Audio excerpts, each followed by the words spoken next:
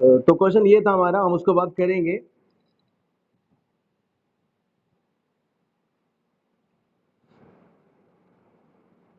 कि ice at 0 degree Celsius is more effective in cooling a substance than water at the 0 degree Celsius। ठीक है, ये कह रहे हैं कि अगर हम 0 डिग्री सेल्सियस पर आइस लें और 0 डिग्री सेल्सियस पर हम वाटर लें तो जो आइस होगी वो ज़्यादा वहाँ पे कूलिंग इफेक्ट दिखाएगी इन कंपेयर ऑफ वाटर। ठीक है, 0 डिग्री सेल्सियस की जो आइस होती है वो ज़्यादा अच्छा कूलिंग इफेक्ट रखती है 0 डिग्री सेल्सियस के वाटर से। तो ऐसा क्यों होता है, उसके पीछे क्या रीज़न होगा?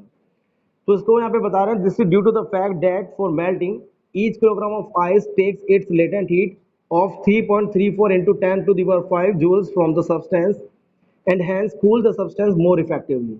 तो होता क्या है कि जब किसी सब्सटेंस में आइस को रखा जाता है जिसका टेम्परेचर 0 डिग्री सेल्सियस है, एक तो अपने टेम्परेचर की वजह से उस सब्सटेंस को ठंडा कर देगा और साथ ही साथ जब आइस को रखा जाएगा उस सब्सटेंस के ऊपर तो आइस मेल्ट होने के लिए उस सब्सटेंस से 3.34 into 10 to the power 5 joules heat जो है पर किलोग्राम वो एब्जॉर्ब करेगा। अब वो सब्सटेंस क्योंकि हीट को लॉस कर रहा है, क्योंकि वो सब्सटेंस अपनी हीट आइस को दे रहा है, तो उसकी वजह से वो जो सब्सटेंस होगा वो ज़्यादा हीट ज़्यादा जो है वो उसमें कूलिंग इफेक्ट ज़्यादा कूल उसमें देखने को मिलेगा इन कंपेयर ऑफ वाटर। लेकिन अगर हम 0 डिग्री सेल्सियस की वाटर को लेके चलते हैं तो वाइस को आपको पता है कि वाटर के लिए वाटर को स्टेट में कन्वर्जन नहीं होना पड़ता, तो वाटर कोई भी लेटेंट हीट वहाँ से अपने उस सब्सटेंस से एब्जॉर्ब नहीं करेगी, तो उस वजह से वो ज़्यादा कूलिंग इफेक्ट वहाँ पर नहीं दिखाएगी। तो इंपॉर्टेंट क्वेश्चन है यहाँ पर कि 0 डिग्री सेल्सियस की आइस और 0 डिग्री सेल्सियस की वाटर में ज़्यादा कूलिंग इफेक्ट 0 डिग्री सेल्सियस की आइस का होता है। ऐसा क्यों होता है? तो उसके पीछे आपको रीजन ये दिया गया कि 0 डिग्री सेल्सियस की आइस को जब भी किसी सब्सटेंस के ऊपर रखा जाएगा, एक तो अपने टेम्परेचर की वजह से सब्सटेंस को ठंडा करेगा, लेकिन साथ ही साथ वो जो आइस होगा उस सब्सटेंस से लिक्विड में चेंज होने के लिए लेटेंट हीट को एब्जॉर्ब करेगा। 3.34 into 10 to the power 5 joules heat को एब्जॉर्ब करेगा पर किलोग्राम, जिसकी वजह से वो सब्सटेंस हीट को लॉस करने की वजह से उसमें ज़्यादा कूलिंग इफेक्ट देखने को मिलेगा। लेकिन जब वाटर को सब्सटेंस पर रखा जाएगा तो वाटर से अपने टेम्परेचर की वजह से उसको ठंडा कर पाएगा, क्योंकि वाटर स्टेट में चेंज होने के लिए, क्योंकि वाटर को वेपर में चेंज होना होगा, तो आपको पता है कि वाटर को वेपर में चेंज होने के लिए बहुत ज़्यादा हीट चाहिए होती है, तो वो हीट वो सब्सटेंस उसको नहीं मिल पाएगी, जिसकी वजह से वाटर वहाँ पे कूलिंग इफेक्ट नहीं दिखा पाएगा जितना कूलिंग इफेक्ट आइस दिखा पाएगा। तो इस वजह से 0 डिग्री सेल्सियस की आइस जो होती है वो वाटर के कंपेयर में ज़्यादा कूलिंग इफेक्ट वहाँ पर रखती है। ठीक है, आगे बता रहे when we hold a piece of ice in our hand it feels very cold. जब भी हम आइस के पीस को अपने हाथ में रखते हैं तो हमारा हाथ बहुत ज़्यादा ठंडा हो जाता है। तो ऐसा क्यों होता है? The piece of ice held in our hand starts melting slowly. होता ये कि जब भी हम आइस को अपने हाथ में पकड़ते हैं तो वो आइस जो है वो धीरे धीरे करके जो है मेल्ट होना स्टार्ट हो जाता है। This ice takes the latent heat, और ये जो आइस होता है वो हमारे हाथों से जो है लेटेंट हीट को एब्जॉर्ब करता है लिक्विड वाटर में कन्वर्ट होने के लिए। अब क्योंकि हमारा जो हैंड है वो हीट को लॉस कर रहा है, तो हीट को लॉस करने की वजह से हमारा हाथ जो है ज़्यादा ठंडा वहाँ पर हो जाता है। आपने देखा होगा जब भी आप किसी भी आइस के पीस को अपने हाथ में पकड़ते हैं तो आपका जो हाथ है बहुत ज़्यादा ठंडा हो जाता है। उसके पीछे रीज़न क्या होता है? एक तो टेम्परेचर उसका आइस का बहुत कम होता है, एक तो ये रीज़न तो है ही है, लेकिन दूसरी बात ये है कि जब आइस रखा जाएगा हाथ में तो आइस जो है वाटर में मेल्ट होने के लिए आपके हाथ से लेटेंट हीट को एब्जॉर्ब कर लेगा। अब क्योंकि आपका जो हाथ है वो लेटेंट हीट को लॉस कर रहा है, डेट मीन्स वो हीट को लॉस कर रहा है, जिसकी वजह से आपके हाथों में ज़्यादा ठंडा पर वहाँ पर फील होगा। तो when A solid melts it absorb heat from the liquid. जब भी कोई सॉलिड मेल्ट होता है तो वो हीट को एब्जॉर्ब करके लिक्विड में चेंज हो जाता है। इसका जो रिवर्स है वो भी ट्रू होता है कि जब भी लिक्विड फ्रीज होता है और वो सॉलिड में कन्वर्ट होता है तो इक्वल अमाउंट में वो हीट को भी वहाँ पर निकाल देता है। जैसे कि when ice eight 0 degree Celsius melt, जब भी 0 डिग्री सेल्सियस की आइस मेल्ट होती है तो वो लेटेंट हीट को एब्जॉर्ब कर लेता है, ठीक है, और वो वाटर बनाता है उसी टेम्परेचर पर। और जब आइस जो वाटर होता है 0 डिग्री सेल्सियस पर, जी, जब वाटर होता है 0 डिग्री सेल्सियस पर, जब वो फ्रीज होता है और आइस बनाता है तो वो उतनी ही हीट को उसमें से बाहर निकाल देता है। तो जितनी हीट आइस वाटर में मेल्ट होने के लिए एब्जॉर्ब करेगा उतना ही वाटर जब आइस में फ्रीज होगा उतनी ही हीट को बाहर निकाल देगा। वो ये बताना यहाँ पे चाह रहे थे। लेटेंट हीट ऑफ वेपराइजेशन तो हम ऑलरेडी कल यहाँ पे डिस्कस कर चुके हैं जी। स्टीम की बात हम आगे करें, दीपांशु जी थोड़ा पेशेंस रखिएगा। अभी हमने स्टीम की बात करी नहीं है, हम उस टॉपिक पर अब आए हैं। तो जैसा हमने आपको बताया कि 0 डिग्री सेल्सियस पर जो आइस होती है वो 0 डिग्री सेल्सियस के वाटर से ज़्यादा कूलिंग इफेक्ट रखती है। तो क्यों रखती है उसके पीछे आपको रीज़न दिया गया। इसी तरीके से आपको बता दें, जो स्टीम होती है, ये माना जाता है कि अगर 100 डिग्री सेल्सियस पर कोई बॉइलिंग वाटर हो और 100 डिग्री सेल्सियस की स्टीम हो, तो जो स्टीम होगी वो वाटर से ज़्यादा वहाँ पर डैमेजिंग इफेक्ट दिखाएगी। डेट मीन्स वो sewer burn, sewer sewer burn वहाँ पे कॉज करेगी अगर वहाँ पे स्टीम सेम टेम्परेचर पर ली जाती है। तो ये इंपॉर्टेंट क्वेश्चन है यहाँ पर, वो यहाँ पे बताया गया है। चलिए यहाँ पे इन्होंने डिस्कस कर रखा होगा, हम उसको यहाँ पे लेके चलते हैं। तो when water changes to steam, जब वाटर आपके स्टीम में चेंज होता है तो वो लेटेंट हीट को एब्जॉर्ब कर लेता है। When steam condenses to form water, तो लेकिन जब स्टीम कंडेंस होकर वाटर बनाते हैं तो इक्वल अमाउंट में जो लेटेंट हीट है वो उसमें से बाहर निकल जाती है। तो it has been found that, तो ये देखा गया एक्सपेरिमेंट के जरिए, the burn caused by the steam are much more severe than the caused by the boiling water. तो ये देखा गया है कि स्टीम से जो बर्निंग कॉज होती है वो बॉइलिंग वाटर के कंपेयर में ज़्यादा सीवर होती है। ठीक है, इतना जो जलने का जो हम कह सकते हैं जो इफेक्ट होता है वो बॉइलिंग वाटर से नहीं होता, लेकिन स्टीम से ज़्यादा डैमेजिंग इफेक्ट वहाँ पर देखने को मिलते हैं। स्टीम वहाँ पे ज़्यादा सीवर बर्न वहाँ पे कॉज करते हैं। उसके पीछे क्या रीज़न है वही हम आगे एक्सप्लेन यहाँ पे करने वाले हैं। तो it has been found that the burns caused by the steam are much more severe than the those caused by the boiling water. दो बोथ ऑफ देम, अगर दोनों भले ही सेम टेम्परेचर पर हो, लेकिन स्टीम जाते हैं वहाँ पर सीवर बर्न कॉज करेगी। उसके पीछे रीज़न ये है, this is due to the fact that the steam contains more heat in the form of latent heat. जो स्टीम होती है उसमें लेटेंट हीट की फॉर्म में ज़्यादा हीट कंटेन होती है बॉइलिंग वाटर के कंपेयर में। बॉइलिंग वाटर में तो उसके टेम्परेचर की वजह से हीट कंटेन होगी, लेकिन स्टीम में उसके लेटेंट हीट की वजह से जो ज़्यादा हीट उसमें कंटेन होती है। ठीक है, so when steam falls on our skin and condenses to produce water, it gives out 22.5 into 10 to the power 5 joules per kilogram more heat than the boiling water at the same temperature। तो इसलिए जब भी steam हमारे skin के ऊपर गिरती है और वो कंडेंस हो जाती है और वाटर प्रोड्यूस करती है, तो वो 22.5 into 10 to the power 5 joules heat जो है वो बॉइलिंग वाटर के कंपेयर में ज़्यादा रिलीज करती है। स्टीम के अंदर बॉइलिंग वाटर के कंपेयर में 22.5 इंटू 10 टू दी पावर 5, ये जो वैल्यू आपको दिखाई दे रही होगी ना, इतनी ज़्यादा हीट कंटेन होती है। तो जब भी स्टीम किसी भी स्किन पर, किसी भी पर्सन की स्किन पर गिरती है तो कंडेंस हो जाती है, वाटर प्रोड्यूस करते हैं और इतनी जो हीट है वो उसमें से बाहर निकल जाती है। अब क्योंकि स्टीम में ज़्यादा हीट कंटेन होते हैं बॉइलिंग वाटर के कंपेयर में, डेट्स वाई स्टीम जो ज़्यादा सीवर बर्न वहाँ पर कॉज करती है। ठीक है, तो ये इंपॉर्टेंट क्वेश्चन है कि स्टीम वहाँ पर, स्टीम जो है वो ज़्यादा सीवर बर्न क्यों कॉज करती है, क्योंकि स्टीम में ज़्यादा हीट कंटेन होते हैं इन the form of latent heat. जब भी स्टीम किसी भी स्किन पर गिरती है वो कंडेंस हो जाती है, वाटर बनाती है, तो वो 22.5 into 10 to the power 5 joules heat वो ज़्यादा रिलीज करते हैं in compare of boiling water, जिसकी वजह से किसी पर्सन को ज़्यादा सीवर बर्न वहाँ पर देखने को मिलता है। बॉइलिंग वाटर में तो सिर्फ उसकी टेम्परेचर की वजह से वहाँ पे बर्निंग कॉज होगी, लेकिन क्योंकि स्टीम में ज़्यादा हीट कंटेन होते हैं इन the form of latent heat, तो डेट्स वाई वहाँ पे सीवर बर्न वहाँ पर देखने को मिलता है। ठीक है, तो ये तीन इंपॉर्टेंट क्वेश्चन हमने यहाँ पे लेटेंट हीट के डिस्कस किए थे। पहले हमने डिस्कस किया था कि भाई जब आइस की मेल्टिंग होती है तो वहाँ पर आइस का टेम्परेचर क्यों इंक्रीज नहीं होता जब भी इसको लगातार हीट सप्लाई की जा रही होती है। दूसरा हमने क्वेश्चन डिस्कस किया कि 0 डिग्री सेल्सियस की जो आइस होती है वो ज़्यादा कूलिंग इफेक्ट रखती है इन कंपेयर ऑफ 0 डिग्री सेल्सियस के वाटर से। और तीसरा क्वेश्चन हमने यहाँ पे डिस्कस किया कि जो स्टीम होती है वो आपके बॉइलिंग वाटर के कंपेयर में ज़्यादा सीवर बर्न क्यों कॉज करती है। ठीक है, तो ये तीनों क्वेश्चन बहुत इंपॉर्टेंट है, तो इनको आपको अच्छी तरीके से याद रखना है, समझना भी है। इसके बाद देखिएगा अगले टॉपिक पर हम आते हैं, सब्लिमेशन। तो मोस्ट ऑफ द, जी बिल्कुल, सारे क्वेश्चंस आपको पीडीएफ में रोजाना मिलते हैं, तो आपको कहने की आवश्यकता ही नहीं है। तो most of the solid substances when heated first changes into liquid and then into vapour. तो आपने देखा होगा जो ज्यादातर जो सॉलिड सब्सटेंसेस होते हैं जब इनको हीट किया जाता है तो पहले वो लिक्विड में चेंज होते हैं, उसके बाद उनकी वेपर्स बनती हैं। और जब इस वेपर को कूल किया जाता है, ठंडा किया जाता है, तो पहले उनसे लिक्विड बनता है, देन उसको जब फिर ठंडा करते हैं तो वो सॉलिड में कन्वर्ट होते हैं। लेकिन कुछ ऐसे भी सॉलिड सब्सटेंसेस होते हैं जब इनको हीट किया जाता है वो डायरेक्टली उनकी वेपर्स बन जाती हैं उनको हीट करने पर। और कुछ ऐसी वेपर्स होती है जब उनको ठंडा करते हैं तो उनसे डायरेक्टली सॉलिड बन जाता है, जिनके बारे में कल डिस्कशन कर रहे थे। ठीक है, तो therefore the changing of a solid directly into vapours on heating and vapours into solid on cooling is known as sublimation. ठीक है, तो उसी के बारे में यहाँ पर बता रहे हैं कि किसी सॉलिड का हीट करने पर डायरेक्टली वेपर्स में चेंज होना, किसी सॉलिड को हीट करने पर उसका डायरेक्टली वेपर्स में चेंज होना, और वेपर्स को कूल करने पर उसका डायरेक्टली सॉलिड में चेंज होना, तो इसी प्रोसेस को बोला जाता है सब्लिमेशन। तो सॉलिड को हीट करने पर डायरेक्टली उसका वेपर्स में चेंज होना, वेपर्स को हीट करने सॉरी वेपर्स को कूल करने पर उसका डायरेक्टली सॉलिड में चेंज होना, तो उसको सब्लिमेशन बोला जाता है।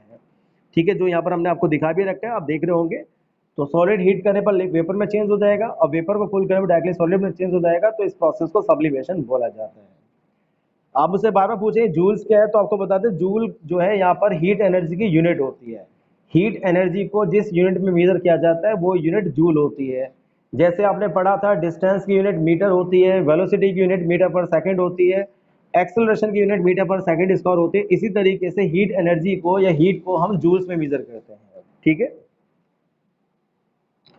इसके बाद सॉलिड का लिक्विड में, ये तो खैर हमने आपको बता दिया। The solid substance which undergo sublimation is said to sublime. तो वो सॉलिड सब्सटेंस जिसमें सब्लिमेशन होता है उसको सबलाइम बोला जाता है। दैट मीन जिस सॉलिड सब्सटेंस को हीट करने पर डायरेक्टली वेपर्स बन जाती हैं उसको सबलाइम बोला जाता है, और जब वेपर्स को ठंडा करने पर सॉलिड ऑब्टेन करते हैं तो सॉलिड को सब्लिमेट बोला जाता है। ठीक है, तो आपको बता दें कुछ ऐसे सब्सटेंसेस होते हैं जो सब्लिमेशन दिखाते हैं। अभी आ रहे हैं भैया जी, अभी आ रहे हैं इस टॉपिक पर, आप चिंता मत करो। तो कौन कौन से सब्सटेंसेस ऐसे होते हैं जो सब्लिमेशन की प्रॉपर्टी को दिखाते हैं, उसी को यहाँ पे डिस्कस किया गया है। तो आप देख सकते हैं उनमें नाम आता है एक तो अमोनियम क्लोराइड का। अमोनियम क्लोराइड आपका एक सबलाइम सब्सटेंस है। साथ ही साथ कैम्फर, कपूर इसको बोला जाता है। ठीक है, उसके बाद नेफ्थलीन, एंथ्रासीन, आयोडीन। तो ये कुछ ऐसे सब्सटेंसेस हैं, ammonium chloride, iodine, camphor, naphthalene और एंथ्रासीन। और साथ साथ ड्राई आइस भी हम इसमें इंक्लूड कर देते हैं। Dry ice that mean solid carbon dioxide को बोला जाता है। तो ये सभी सब्सटेंसेस जो होते हैं वो सब्लिमेशन प्रोसेस को शो करते हैं। दैट मीन्स इनको कभी भी अगर आप हीट करोगे तो इनकी डायरेक्टली वेपर्स बनेगी, और जब आप इनकी वेपर्स को ठंडा करोगे तो डायरेक्टली सॉलिड बनेगा। तो ये सभी सब्सटेंसेस जो है वो सबलाइम सब्सटेंसेस हैं। ठीक है, इसके बाद देखिएगा, ये जो हमने अभी तक इतने टॉपिक डिस्कस किए, मेल्टिंग, बॉइलिंग, फ्रीजिंग, कंडेंसेशन और आज सब्लिमेशन, तो ये सब आप इसके इस डायग्राम में दिखाए गए हैं, तो इनको ध्यान से देख लेना। मैंने पीडीएफ में भी इसको नोट कर रखा है, तो ये चीज़ ध्यान से समझ लेना।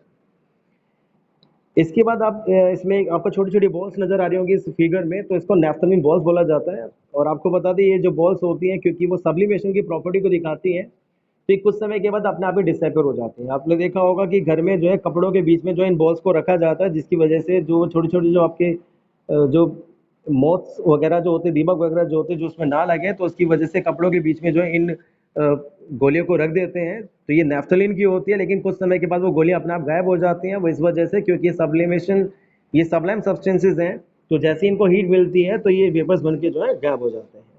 ठीक है, तो ऊपर लिखा हुआ है, अगर आप पढ़ सकते हैं, in many household the small naphthalene balls are kept in the stored woollen and silk cloth it to protect them from the attack of moths and other insects. ठीक है, तो बाकी वो जो आपके इंसेक्ट वगैरह होते हैं उन सब से बचाने के लिए वुलन क्लॉथ को जो है,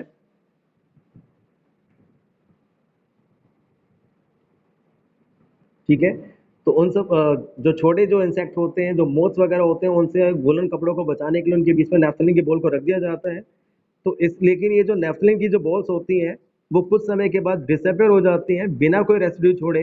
तो ऐसा इसलिए होता है क्योंकि नेफ्थलीन बॉल्स का वहाँ पर सब्लिमेशन हो जाता है। तो सब्लिमेशन इसलिए हो जाता है क्योंकि उनको वहाँ पर हीट मिल जाता है। जैसे इनको हीट मिल जाती है, भाई आपको पता है कि हीट जो अपने आसपास की सराउंडिंग से एब्जॉर्व कर लेते हैं और उस हीट से वो उनकी वेपर्स बन जाते हैं और वो कुछ समय के बाद जो डिसअपियर हो जाते हैं। अगला टॉपिक हम डिस्कस करेंगे यहाँ पर effect of change of pressure. अगर आपको याद हो, कल हमने टॉपिक स्टार्ट किया था state of change of matter, कि मैटर का स्टेट ऑफ चेंज किस तरीके से होता है। तो दो इफेक्ट वहाँ पर आपको बताए थे, एक टेम्परेचर और एक आपका प्रेशर। तो टेम्परेचर से किस तरीके से मैटर के स्टेट में चेंज होता है, तो वो तो हम ऑलरेडी यहाँ पे डिस्कस कर चुके हैं।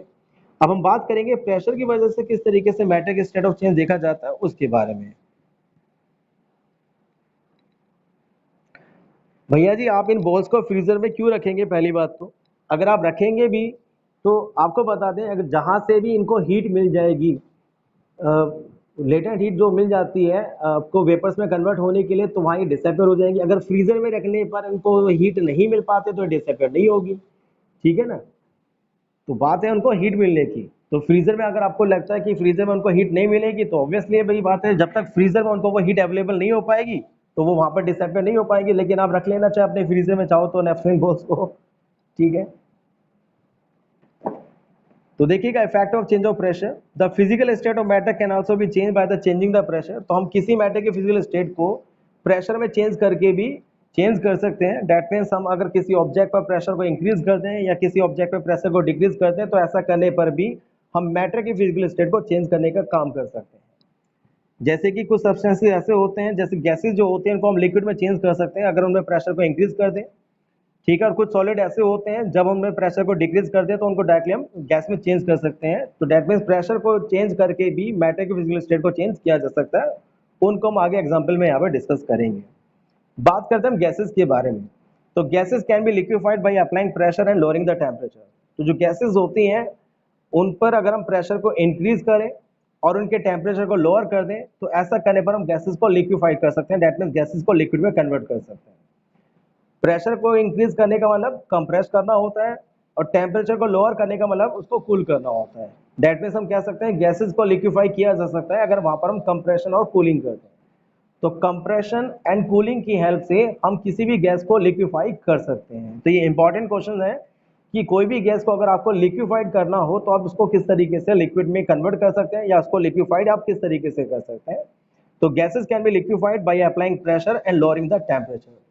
तो गैसेस को हम प्रेशर इंक्रीज करके और टेम्परेचर को लोअर करके जो है लिक्विफाइड कर सकते हैं। दैट मीन्स लिक्विड में चेंज कर सकते हैं।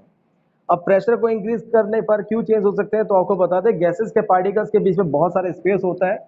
जब किसी गैस को हमें लिक्विफाइड करना होता है तो हम इस तरीके के जो आपके सिलेंडर होते हैं उसके अंदर उसको इंसर्ट कर लेते हैं, देन उसको पिस्टन से प्रेस किया जाता है। ऐसा करने पर जो गैस के पार्टिकल्स होते हैं एक दूसरे के काफी क्लोज आ जाते हैं, पार्टिकल्स के बीच का स्पेस वहां पे कम हो जाता है। दैट मीन्स वो कंप्रेस हो जाती है, जो गैस होती है वो कंप्रेस हो जाती है, ठीक है। अब गैस जब कंप्रेस हो जाती है दैट मीन्स वो लिक्विड स्टेट में चेंज होना स्टार्ट हो जाती है। लेकिन होता ये है कि जब कंप्रेस किसी भी चीज को किया जाता है तो वहां पर हीट भी प्रोड्यूस हो जाती है। जब हीट प्रोड्यूस होगी तो उससे क्या होगा कि वो जो पार्टिकल्स वहां पे क्लोज आ रहे थे तो उस हीट को वो गेन करके वापस दूर दूर जाने लग जाते हैं। इट मीन वो प्रोसेस जो है वो रिवर्स बैक होने लग जाता है। तो इसलिए जरूरी हो जाता है कि जब भी कंप्रेशन किया जाता है तो वहां पे टेम्परेचर को भी साथ के साथ लोअर कर दिया जाता है, लोअर करते रहें, जिससे कि जो हीट प्रोड्यूस होती है वो हीट वहां पर आपकी खत्म हो जाए। अब वो वहां पर जो है वो बिल्कुल हम कह सकते हैं कि जीरो हो जाए। तो इसलिए जब भी कंप्रेशन करते हैं तो वहां पे टेम्परेचर को भी लोअर करना पड़ता है, जिससे कि जो भी हीट वहां पे प्रोड्यूस हो रही है वो वहां पर फिनिश हो सके, वो खत्म हो सके। तो इसलिए कंप्रेशन और कूलिंग के जरिए ही हम किसी गैस को लिक्विफाइड कर सकते हैं। अगर आपसे कोई पूछे कि भाई अमोनिया गैस परफ्यूम को लिक्विफाइड का तो नहीं कह सकते। परफ्यूम का तो आपने ये देखा होगा कि अगर आप परफ्यूम को थोड़ा भी स्प्रे करते हैं तो कुछ समय के बाद जो परफ्यूम एकदम से डिसअपियर हो जाता है, वो बिकॉज जो सराउंडिंग से उसको हीट मिल जाती है, उसकी वेपर्स बन के वो गायब हो जाते हैं। लिक्विफाइड करने का मतलब यहाँ पर भैया इस तरीके से है कि वो किसी चीज का लिक्विड में कन्वर्ट हो जाना। जैसे अमोनिया गैस की हम बात कर सकते हैं कि अमोनिया गैस को जो है लिक्विड अमोनिया में कन्वर्ट किया जाता है। तो अगर बिल्कुल इसी तरीके से कर सकते हैं जैसा आपको फिगर में दिखा रखा है कि अमोनिया गैस को एक सॉलिड मतलब जो सिलेंड्रिकल कंटेनर होता है उसके अंदर लिया जाता है, देन उसको कंप्रेस किया जाता है, उसके टेम्परेचर को लोअर किया जाता है। तो इस तरीके से हम अमोनिया गैस को लिक्विफाइड कर सकते हैं। इसके बाद देखिएगा,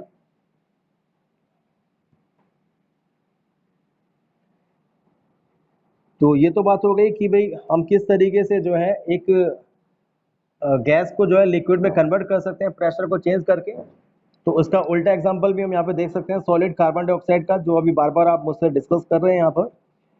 तो ये बता रहे हैं कि we have just studied the increasing the pressure lowering the temperature can change the state of matter from a gas to liquid. तो अभी हमने यहाँ पे देखा कि प्रेशर को इंक्रीज करने पर,